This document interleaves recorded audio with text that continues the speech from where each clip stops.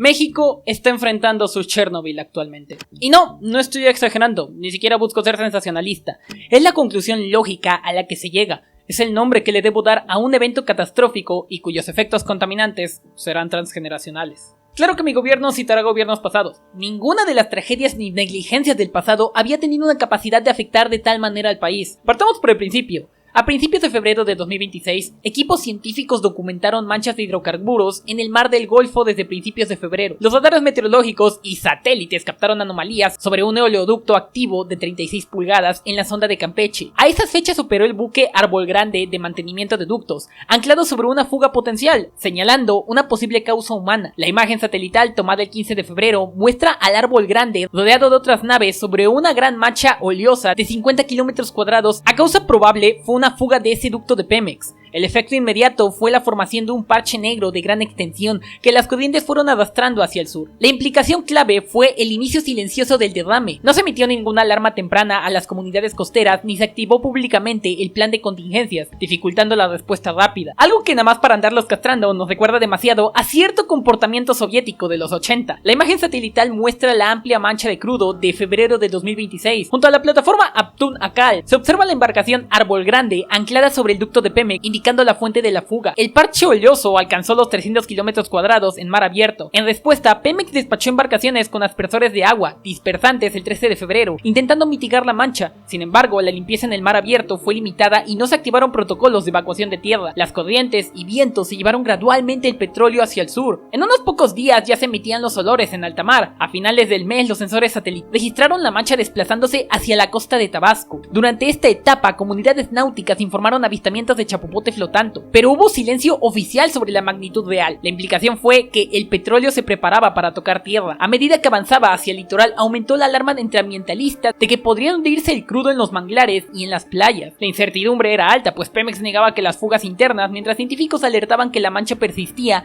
y crecía desde febrero. Yo reitero de que esto es un Chernobyl mexicano porque la respuesta de las autoridades es casi idéntica a la tragedia de la planta. Una negligencia humana que, por más que tenemos científicos que detectan enseguida por química, fotos y ciencia la existencia de una crisis en curso, el accionar tanto de la Unión Soviética como de México es la negación o la minimación del problema. Hacia el 2 a 5 de marzo, el petróleo arribó a las playas del sur de Veracruz, en la zona de Tamaulipas y Tuxpan, por primera vez documentándose chapopote en la orilla. Las manchas se extendieron rápidamente por Tabasco y otros puntos de Veracruz. Para el 11 de marzo, ONGs reportaron que el chapopote ya cubría 230 kilómetros de costa en 39 localidades, desde Mecayapan hasta Delta del Usumacinta. Esto afectó ecosistemas sensibles como la laguna de Ostión, hábitat clave para la pesca local, y la reserva de la biosfera de los Tuxtlan. En consecuencia, pescadores y pobladores suspendieron sus actividades de pesca y turismo por riesgo a la contaminación y redes en la playa. Ante la evidencia creciente, el gobierno convocó un grupo interdisciplinario. Sin embargo, en este periodo la versión oficial minimizaba el origen. La secretaría de la gobernadora del estado más próximo al Golfo, Rocío Nale, afirmó que no había evidencia de un derrame de plataformas, sugiriendo la hipótesis de chapopotera sin localizar. El 26 de marzo, la semana anunció finalmente que el derrame había alcanzado más de 600 kilómetros de costa, Veracruz, Tabasco, parte de Campeche, y atribuyó el inicio a un buque y a chapopoteras naturales. Paralelamente, organizaciones civiles publicaron datos satelitales que contradecían esa versión. Ellos situaban el origen en febrero en el ducto de Pemex y no en una chapopotera. Las discrepancias denotaron críticas notables. Legisladores locales abandonaron sesiones gubernamentales reclamando transparencia. Comunicados independientes documentaron 51 sitios costeros afectados con chapopote en las playas y manglares, y criticaron que parte del litoral seguía sin atención. En esta etapa se intensificaron los labores de limpieza, barreras flotantes, brigadas comunitarias, pero la cobertura oficial de prensa aún hablaba solo de 630 kilómetros afectados cuando eran muchos más. En los primeros días del mes de abril siguió el avance. Nuevas manchas aparecieron en el norte de Veracruz y finalmente la contaminación llegó a las costas de Tamaulipas. Varias fuentes confirmaban que 900 kilómetros del litoral afectados en total, desde Tabasco hasta Tamaulipas. El gobierno reportó recolectar en conjunto cerca de 690 toneladas de petróleo en las playas afectadas. Entre veracruzanos y tabasqueños, sin embargo, colectivos ciudadanos señalaron que aún quedaban decenas de sitios sin limpiar, sumando más de 96 localidades con chapopote registrado. Para este momento ya múltiples organizaciones e independencias de gobierno se han sumado, pero el intento de ocultar el desastre le ha quitado a México tiempo muy valioso para contener el desastre. La mancha ha afectado arrecifes coralinos, manglares, pastos marinos y playas del Golfo. En particular, el corredor arrecifal del sureste, un sistema de arrecifes coralinos protegidos entre Tamaulipas y Paraíso, quedó casi completamente contaminado entre chapopote y petróleo, lo que destruye zonas de cría y refugio de muchas especies. Los manglares costeros fundamentales para la reproducción de peces y protección de costas han recibido chapopote en sus raíces, lo que puede matar plántulas e inhibir la regeneración a mediano plazo. Las partículas de petróleo reducen la luz y el oxígeno disuelto en el agua, afectando directamente la flora acuática, algas, pastos y los peces jóvenes.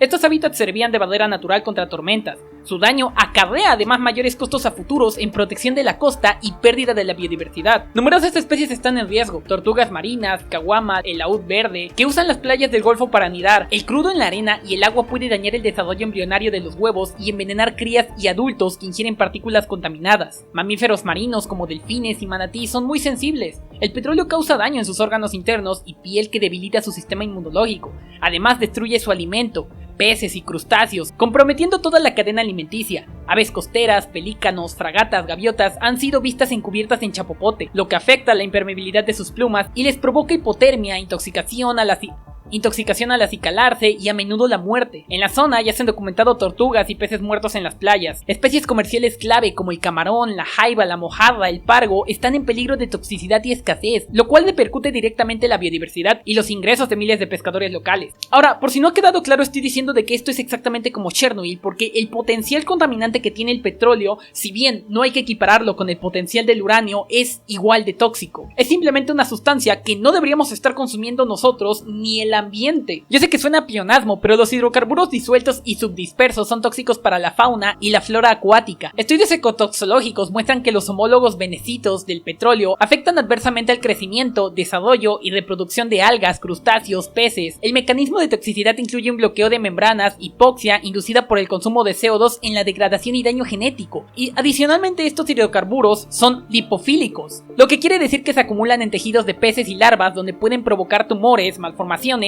y depresión inmunológica. Ahora, la vida en el Golfo de México con los microorganismos, los invertebrados, los hiporreicos también sufre estrés tóxico crónico por la exposición continua a estos contaminantes. Los impactos incluyen la mortalidad aguda en organismos sensibles y efectos sublatentes, reducción de tasas de crecimiento o fertilidad en poblaciones. Ahora, también hay que hablar de los ecosistemas dependientes, arroyos conectados, humedales alimentados por agua freática. Las plumas de petróleo pueden alterar comunidades biológicas promoviendo especies tolerantes y reduciendo la biodiversidad. Aunque las evaluaciones ecológicas en el agua subterránea son limitadas, se sabe que la toxicidad aguda del petróleo puede ser relevante y contaminante incluso en bajas cantidades. Ahora, el petróleo del derrame no desaparece rápidamente. Una buena cantidad del crudo ya se ha hundido en el fondo del Golfo, por lo que no hay casi nada que se pueda hacer en materia de descontaminación. Allí puede permanecer durante años, enterrado en sedimentos y librándose lentamente al ecosistema. Los impactos ambientales pueden perdurar décadas, afectando generaciones de organismos. Incluso si las playas superficiales parecen limpias con el tiempo, los compuestos tóxicos de hidrocarburos ahí están en los sedimentos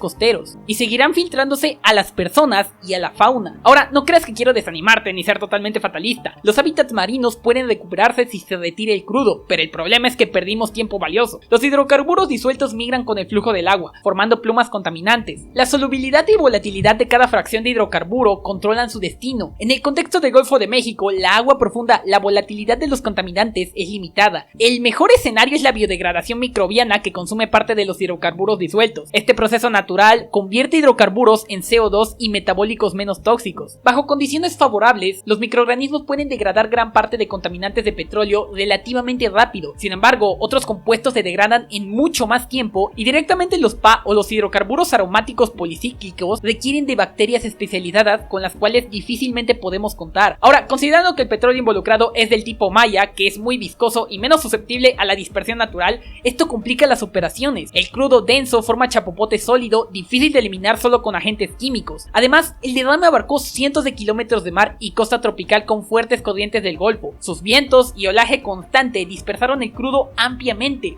requiriendo numerosas embarcaciones con barreras flotantes y equipos de limpieza extensos que no abarcan lo suficiente. La logística de cubrir 900 kilómetros de litoral es, enorme. La Secretaría de Marina, Pemex, civiles desplegaron más de 25 embarcaciones. Drones y buzos declararon vigilancia satelital continua, pero incluso en estos recursos, alcanzar cada área afectada es casi imposible al inicio, debido a la extensión geográfica y los puntos remotos como los manglares y las playas aisladas. No se puede decir a ciencia cierta de que se estén atendiendo todas las zonas afectadas. Ahora, algo que me preocupa mucho es que México carece de experiencia reciente en derrames de esta escala en la zona. No se contó con la tecnología de punta para la remoción de los tóxicos del mar, mucho menos para la detección de todas las zonas que fueron contaminadas. El último incidente de magnitud similar fue el desastre de la plataforma Deepwater Horizon el 20 de abril de 2010, que también fue en el Golfo de México, siendo de hecho el peor desastre ambiental en la historia de Estados Unidos, siendo varias veces peor que el desastre que aquí nos reúne, y acabó costando más de 60 millones de dólares en compensaciones y en limpieza. La cuestión con este desastre es que fue una empresa privada, que con todo y la negligencia se hizo cargo de la catástrofe. No obstante, en el caso de México vamos para la segunda mitad del mes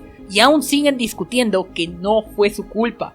Ahora, los impactos para la región también van a ser considerables. Miles de familias en Veracruz, Tabasco, Tamaulipas dependen de la pesca artesanal y de la venta de mariscos. El derrame ha colapsado estas actividades. La Comisión Nacional de Pesca reportó más de 3.600 pescadores afectados recibiendo apoyos de emergencia, pues sus capturas cayeron drásticamente. Muchos se han autosuspendido de la práctica de salir a pescar para evitar que sus redes queden cubiertas de petróleo, lo que agrava la precariedad. Además, productos del mar como ostiones, camarones, pescados han sido rechazados comercialmente debido al olor y a las manchas de hidrocarburo. Este boicot a la oferta local profundiza la crisis económica. El turismo no lo voy a mencionar porque me parece ofensivo preocuparnos de eso con la situación, pero para la salud pública se reportan síntomas en la población. Cada día crece el número de cuadros de gastroenteritis en comunidades que consumían mariscos. La contaminación del agua y del aire con los vapores tóxicos del petróleo también puede provocar irritaciones cutáneas y respiratorias en locales y los voluntarios de limpieza. El efecto más preocupante que puede ocurrir es el aumento de cáncer en la región, especialmente por la ingesta de marisco y la exposición al agua contaminada. Si se logra detener completamente la fuente, que sería tapar el ducto, y aumentar la limpieza eficazmente, los ecosistemas podrían recuperarse gradualmente en años. Según la literatura especializada, tras los daños más severos de la vida marina, se repara en un par de estaciones si hay acciones de remediación en el caso. En este caso, el gobierno debe implementar medidas correctivas y reforzar la vigilancia de la infraestructura, por no mencionar de que necesitamos un monitoreo satelital continuo, y en un escenario ideal y suponiendo de que se cumplieran todas estas condiciones, se deben acelerar los planes de limpieza a fondo de los arrecifes y manglares, y especialmente hacer un llamado a la entrada de expertos nacionales e internacionales porque esto es una crisis.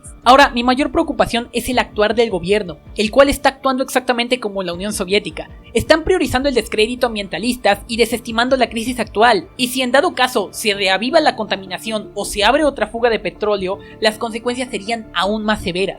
La vida marina local podría colapsar, extinciones de especies endémicas, reservas pesquereras agotadas y arrecifes de coral diezmados. Un hecho de que la economía regional ya está empezando a sufrir una crisis prolongada, pescadores que migrarán a otras actividades, la industria turística caerá drásticamente y la seguridad alimentaria se comprometería. ¿Cuántas personas desarrollarían cáncer solo en un par de años por esta crisis? Y saben, yo no quiero que mi gobierno le vaya mal. En verdad, aunque me da placer hacer videos mamalones, no es para mí un placer hablar de cosas malas, al contrario. ¿Saben por qué cayó la Unión Soviética? Ya sea que sepas la historia o solo vieras la serie de Chernobyl, poéticamente decimos que fue por las mentiras, porque una de las características de la caída de los gobiernos de izquierda son sus mentiras.